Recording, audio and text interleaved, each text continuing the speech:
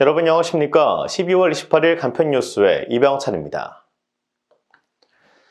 북한 무인기 5대가 지난 26일 군사 분계선 남쪽으로 침투해 서울 북부까지 진출한 가운데 군이 격추에 실패하면서 안보 대비 태세에 허점이 있는 것 아니냐는 우려가 나오고 있습니다. 특히 북한 무인기에 대응하기 위해 투입한 공군 경공격기 KA-1은 추락했고 전투기와 헬기를 축격시켜 기관포 100발을 쏘고도 격추시키지 못한 것으로 알려졌습니다. 이에 윤석열 대통령은 수년간 우리군의 대비 태세와 훈련이 대단히 부족했다고 지적하면서도 직접 책임은 문재인 정부에 있다며 전 정부의 대북 정책을 강하게 비판했습니다.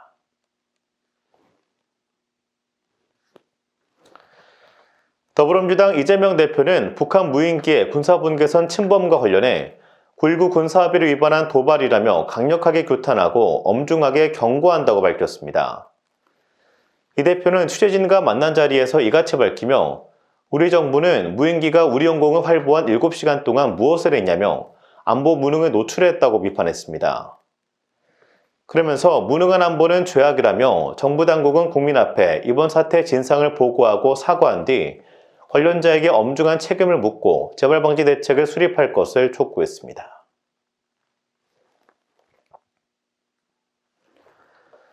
윤석열 정부 두 번째 특별 사면인 신년 특사 대상자가 국무회의를 거쳐 이명박 전 대통령과 김경수 전 경남지사 등 총 1,373명으로 최종 확정됐습니다.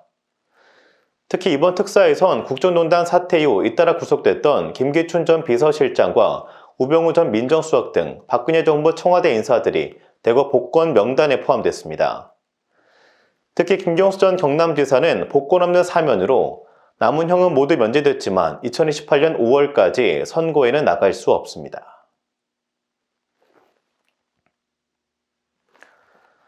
우크라이나가 현지 시간 26일 러시아 남부 엥겔스의 한 공군 비행장에 드론 공격을 가해 러시아군 3명이 사망했습니다. 이에 뉴욕타임즈는 우크라이나가 최근 러시아 비행장에 대한 공격을 이어가는 것은 러시아군의 역량이 한계에 도달했다고 보는 계산이 깔려있다고 보도했습니다. 또한 한 우크라이나군 예비역 대령은 현지 언론 인터뷰에서 비행장 등을 대상으로 한 공격에 러시아군이 대응하지 않는 것은 그들에게 그만한 능력이 없기 때문이라고 지적했습니다. 날씨입니다. 수요일인 오늘은 전국에 구름이 많은 가운데 중부지방을 중심으로 곳곳에 눈이 내리겠습니다. 아침 최저기온은 영하 12도에서 1도, 낮 최고기온은 영하 4도에서 8도로 예보됐고 북쪽에서 내려온 찬 공기 탓에 수도권을 중심으로 한낮에도 영하권의 추위가 예상됩니다. 미세먼지 농도는 경기 남부, 강원 영서, 세종, 충북은 나쁨, 그 밖의 권역은 보통 수준을 보이겠습니다.